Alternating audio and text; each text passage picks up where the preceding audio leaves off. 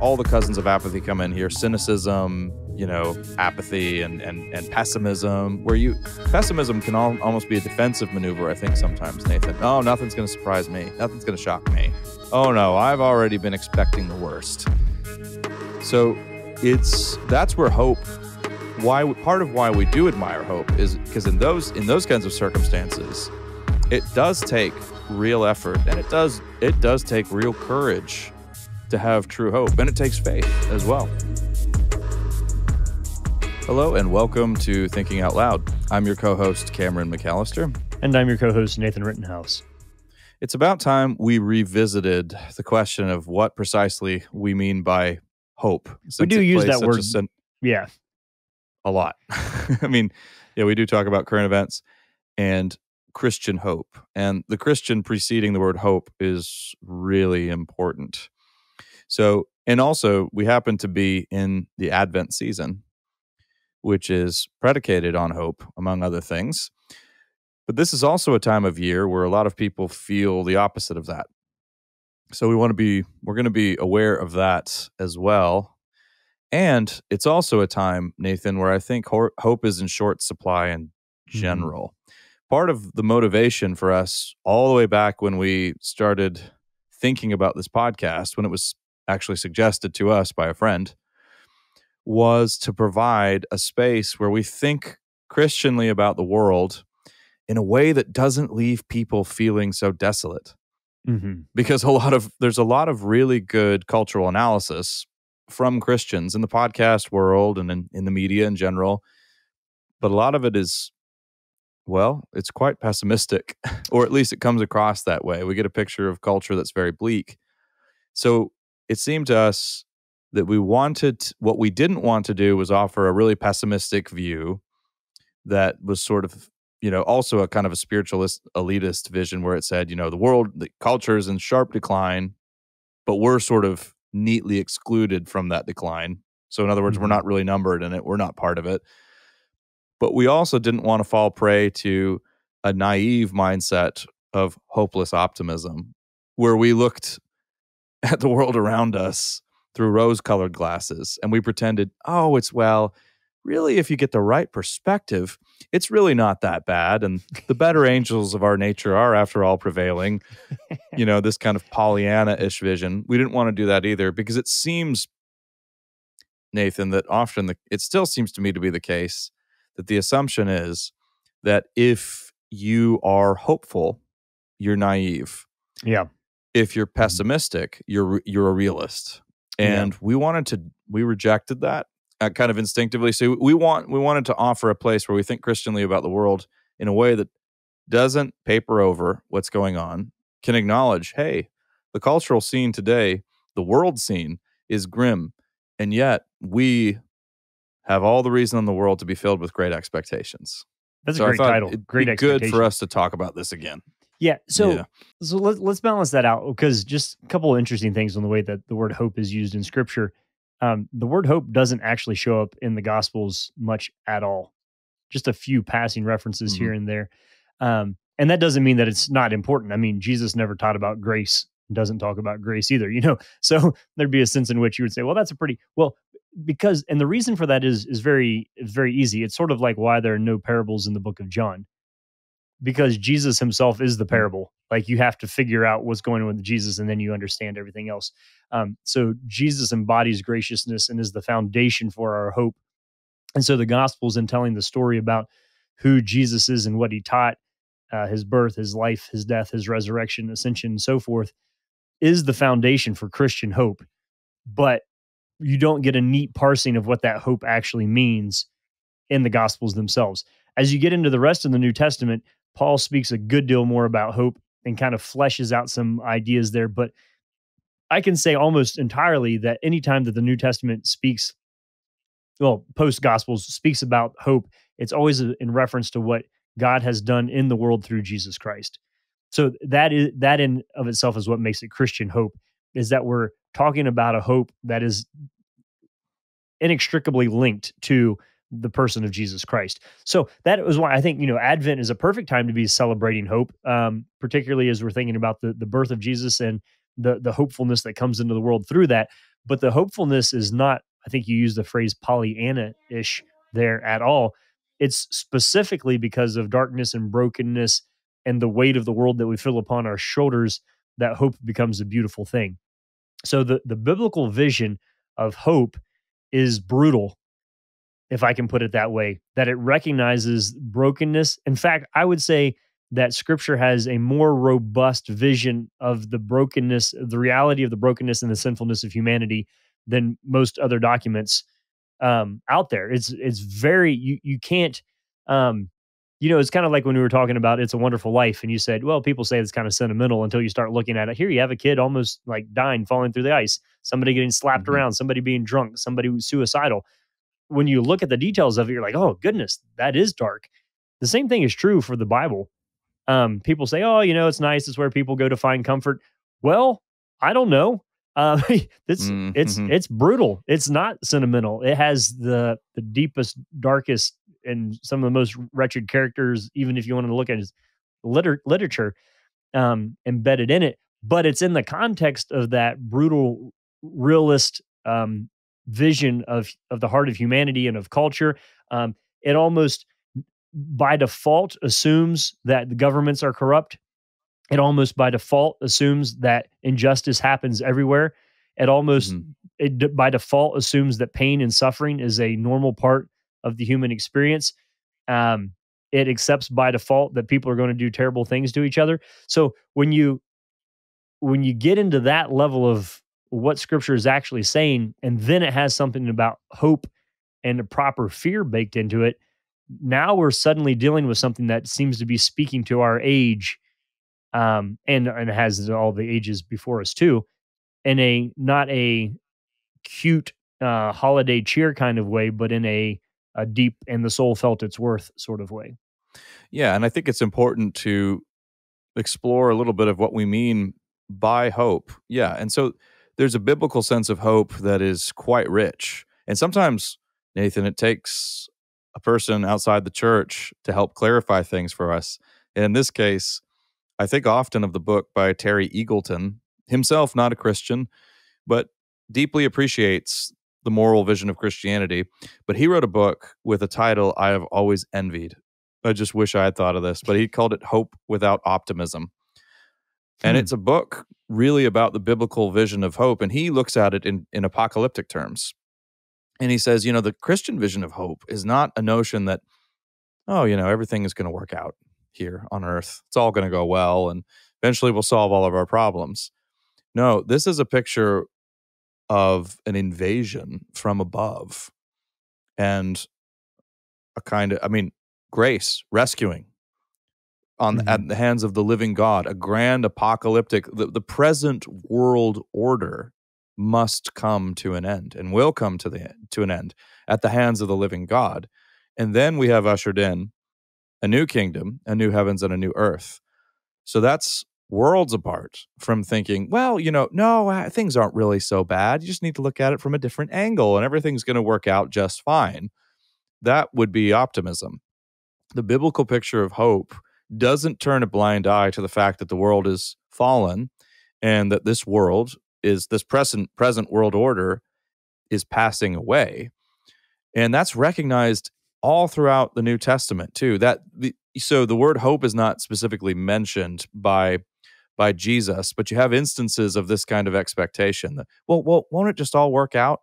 I think often of the apostles. Look at Acts chapter 1, where you have the more full account of Jesus' ascension. And they're, still worried about politics. Lord, will you at this time be restoring the kingdom of Israel? And they're thinking in these terms still, and they're still like kind of brought down to this level. And then the Lord is pointing beyond that to a greater hope. And of course, his death and resurrection are the very embodiment of that hope. So I think that's always a fun place to point. Yeah, I was having fun thinking as you're saying that, living in a time in which people say, well, every cloud has a silver lining, that the biblical vision is far more like every cloud has an angel with a sword hiding behind it, in the sense that, and the trumpet shall resound and the Lord shall descend, the clouds be rolled back like a scroll.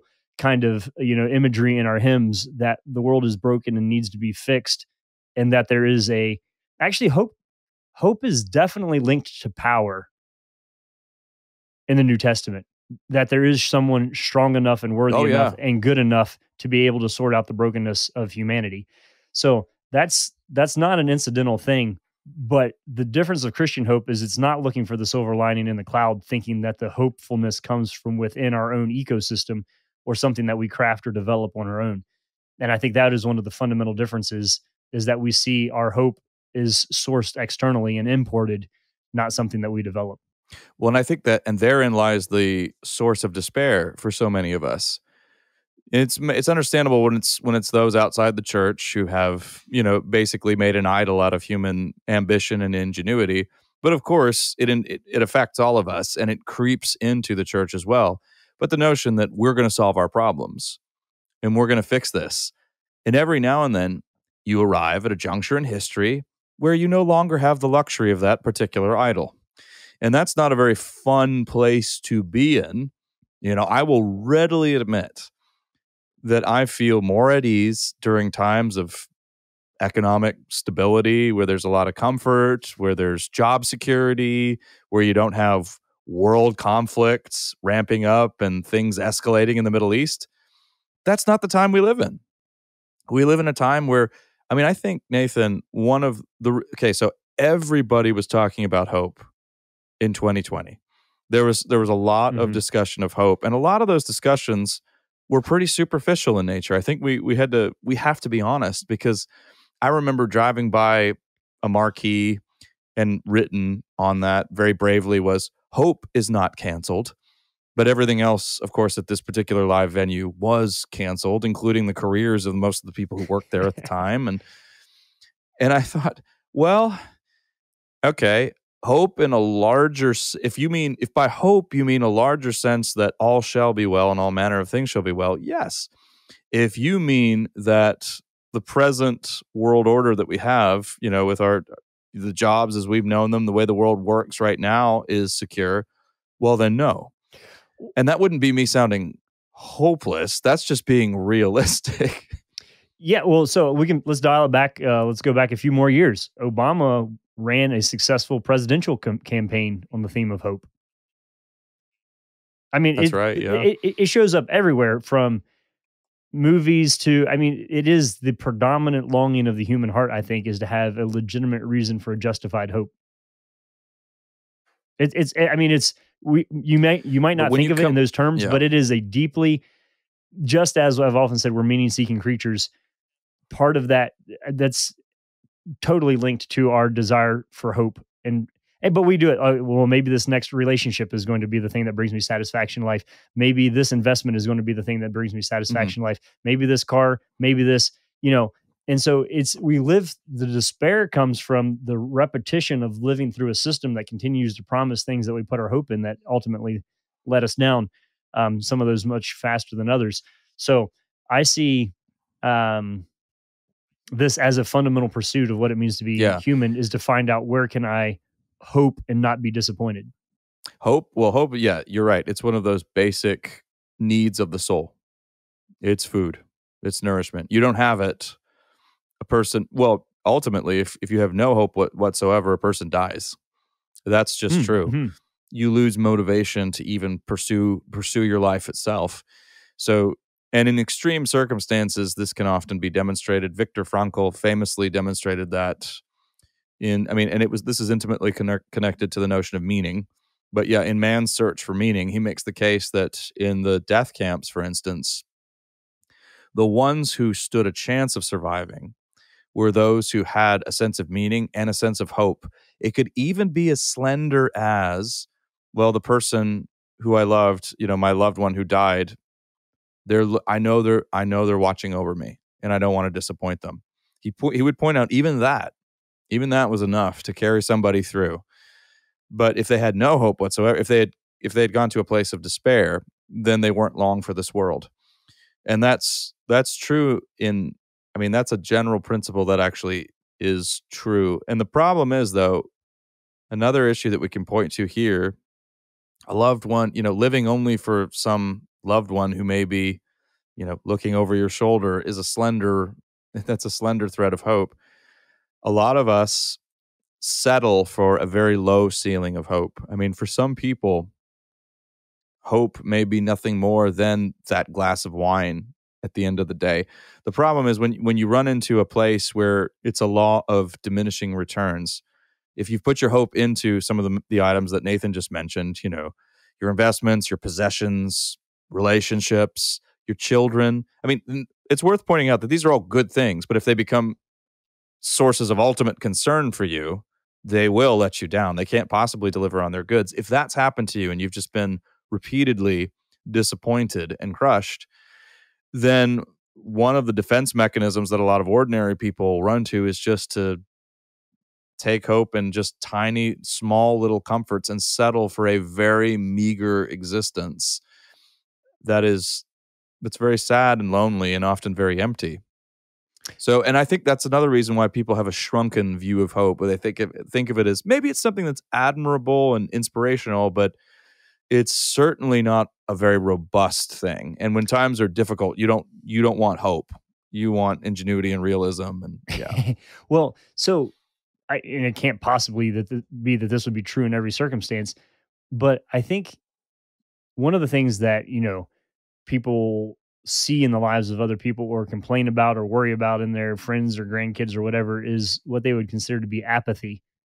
I mean, the amount of times that I hear people worried about apathy or even, maybe a laziness isn't the right word, but yeah, maybe it is. We had, in West Virginia, the phrase, they wouldn't hit a lick at a snake. It's saying you're too lazy to defend yourself against the thing that's attacking you. That oftentimes my hypothesis is that apathy is just hopelessness in disguise. So think through this. This might be true. It might be helpful. It might not be. But think through if there's somebody in your life where you're saying, man, that person is kind of just struggling to get it together and doesn't seem to have a whole lot of motivation in life. And they just sort of seem kind of meh and apathetic about almost everything, even things that you think are important. Is it possible that what's actually going on there is a lack of hope, in the sense that they don't think that their actions or behavior can actually produce any change in the world? So if you don't have the confidence to think that your creativity, your ingenuity, your effort can bring about meaningful change, or that change is even possible, you're not going to put the effort in to try to make it happen. And that can very much be the byproduct of being continuously beaten down by being promised that there are things that are going to bring you fulfillment and satisfaction in life, and they simply turn out not to be true. And then, you just law of diminishing returns, as Cameron said. So the link between hope and apathy, I think, is much more strongly correlated than is immediately obvious sometimes. You're putting me in mind of, here's our Dallas Willard quote for the day. You're putting me in mind of something he said. He would, especially in talks, he would just throw these turns of phrase out, and they'll always stop you dead in their tracks. I don't believe there's any such thing as a truly lazy person. That's what he said. And then he followed that up with thoughts very similar to yours, Nathan, basically saying, and laziness, let's face it, that's very closely related to apathy. I mean, it's a cousin of apathy. It's of a general piece with apathy.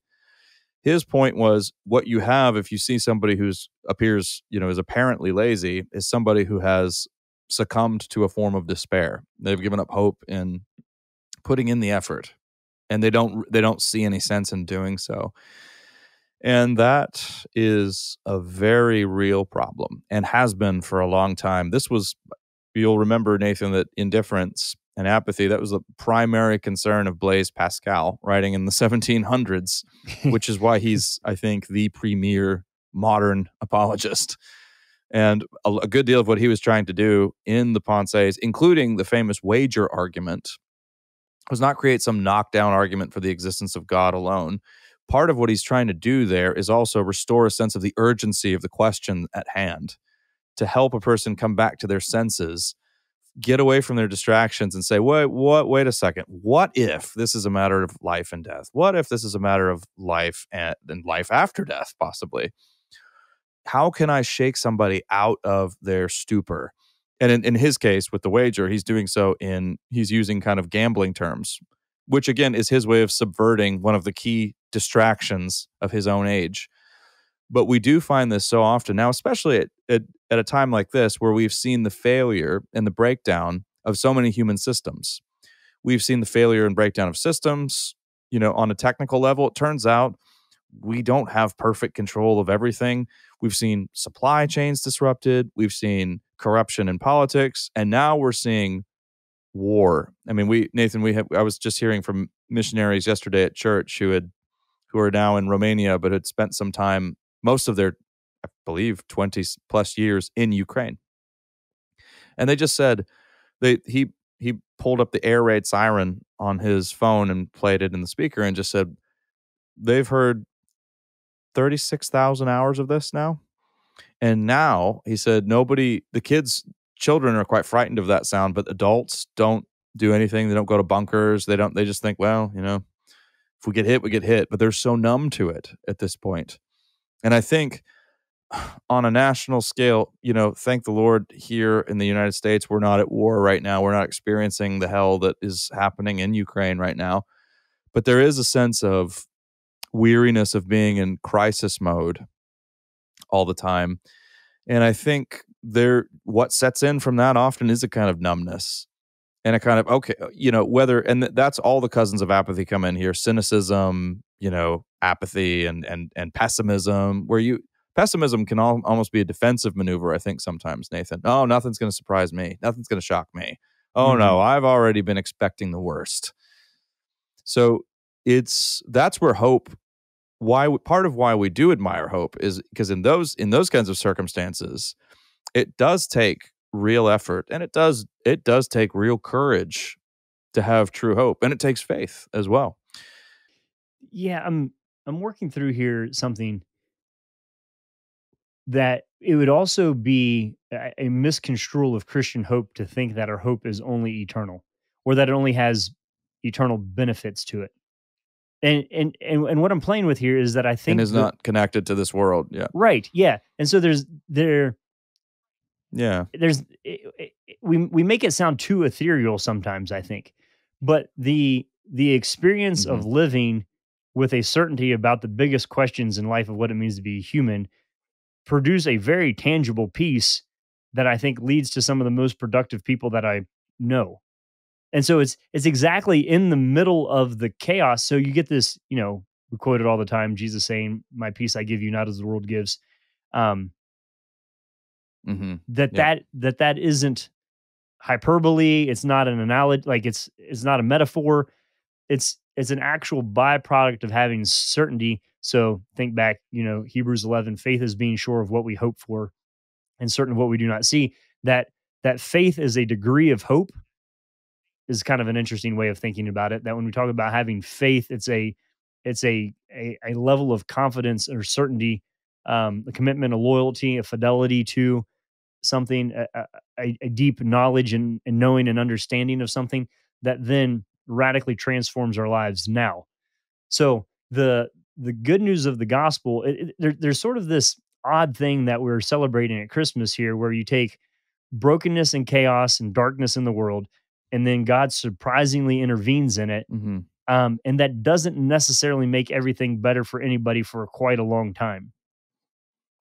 But it does inject hope into the darkness. Also, yeah. So if we look at the historical timeline of how hope works, it is meaningful, but it certainly isn't a fairy tale. Well, and what are we doing? So yesterday, when I was at a Christmas program for our church, and we're gathered together singing "A Thrill of Hope, the weary world rejoices." These words. That's a gesture of hope. What are we doing when we have children? A profound gesture of hope. What are we doing when we live our lives as responsible, law-abiding citizens? Which we are to do, by the way. The Apostle Paul tells us, within to the best of our abilities, so long as the present, social structure and world order doesn't call on us to compromise our convictions for Christ, then we give the same response the apostles did in Acts, whether it is right for us to obey men or God, you be the judge. But these are all profound gestures of hope. So the way I put it often is that in this world we are invested. We're invested in the sense that, okay, this is our temporary home. It's not our permanent home, but it is our temporary home. And it's not that my dad actually has a good way of pushing back against some of those old Christian songs that say, I'm just passing through. Well, no, we're not just, we want to, as N.T. Wright has said, Jesus is coming back, plant a tree. So we have children, we're invested in our communities, we care, we vote in elections, we do our part, and we build homes. These are all profound gestures of hope. And we are about our King's business now, sharing the good news and discipling others. So, and those are our marching orders for here and now. And of course, this world is more than just a series of obstacle courses that we hurtle through. I mean, as soon as we begin following Jesus, we experience newness of life. Eternal life begins now. And so all of those efforts are happening here and now in the midst of disorder and corruption and all of those things. But our ultimate hope, our ultimate source of hope remains Jesus Christ. And he is our King, and he is the one who will put all things right. And so that structures and gives us a stability in the midst of a world that's passing away. Yeah, so it's all right there in the things that Jesus says. So what? Like, in this world you will have trouble. I think that's a secret code. I think it means in this world you will have trouble, but take heart, I have overcome the world. So that's a present tense statement. In this world you have trouble, but take heart, I have. That's also true. The fulfillment of that isn't worked out yet. But then you also get, when you're talking about kind of the stabilizing, I'm thinking of the bookends that also come in here when you have in John, Jesus knowing where he had come from and knowing where he was going, got up, wrapped around a towel around himself and served. And so there was something about this having confidence of origin, having confidence of destiny that then manifested itself as service in between those two blocks of certainty that I think is also a model for Christians in our time, knowing where we're coming from, knowing where we're going, knowing that we will have trouble. Jesus is about to be crucified, gets up, wraps a towel around himself and kneels down to serve and washes disciples' feet. So that is all real and is very much baked in there. And I was pointing this out just last week to some folks that one of the ways in which Christian hope is unique is that really we gain the confidence for our hope by looking backwards, not just to the future. And so when at the beginning, when we were chatting about this, I said that Christian hope is in the New Testament is always in reference to what God has done in the world through Jesus Christ. If you're thinking about, say the hope for the resurrection of the dead, for example, most of the things that we casually use the word hope for are like, oh, I hope to buy a house someday, or I hope to get married someday, or they're all completely future tense desires, where Christian hope looks back at what God has done in the past and what God has promised in the past, and then based off of an evaluation of whether or not God is any good at keeping his promises and has the power to do the things that he says he will do, therefore then projects that confidence into the future. And that's what we're referring to as hope. And so the certainty that we can talk about hope in terms of faith is that we have, and this is why memory is such an important thing all throughout the Bible. Old Testament, set up this memorial, keep this festival, do this. Why? Because you're reminding yourself of the times in which God was powerful to save, when God fulfilled his promises. And by doing that careful remembering, you're basically adding tallies to the reputation sheet of God that says, well, all these times in the past, he's been faithful to do this. When he promises this other thing, it just makes sense to believe that will happen as well. And so seeing that our hope is rooted finds its foundation and stability in the past is really a phenomenal gift, and what sets Christian hope apart, I think, from all the other ways in which we use that phrase in our culture. Yeah. So if this has stirred some thinking for you on hope, it's really part of what we want to do with Thinking Out Loud is foster a more robust sense of realistic hope. And that realism is connected to Christ and his kingdom and firmly planted there. And it's our hope so this is why we talk about it all the time. This is how we frame every issue or every item that comes under discussion on this podcast. So it's not that we're Pollyannas and that we think automatically everything's going to work out. It's that we recognize that we believe there is a king and he is on his throne, regardless of what's happened here. Yeah, Nathan. Well, and it's so obvious to us, but we have to say it, that giving a reason for hope is the fundamental apologetics task. I mean, when you look at where the mandate to do apologetics comes from, That's for right, all of you apologetics junkies out there, let's not forget that in 1 Peter 3, it's primarily speaking about proper fear. But then in the context of that, it's saying, and when you're not fearing what the rest of the world is fearing, people are going to think you're weird and have some questions for you. And at that point, you need to be able to give a reason for the hope that you have. And so hope is the primary apologetics task. And so it's not a secondary thing. It is legitimately something that manifests itself in our life that is a wonderful witness to the world and is hopefully the springboard from which we launch into sharing beauty with the world around us. You've been listening to Thinking Out Loud, a podcast where we think out loud about current events and Christian hope. Thanks for listening to Thinking Out Loud. If you'd like to learn more about what we do, book Nathan or Cameron, or if you'd like to support us financially, whether through a one-time donation or on a monthly basis, you can do so on the donate page at www.toltogether.com. That's toltogether.com. And please consider leaving us a 5-star rating and sharing this content with your friends. It really does help.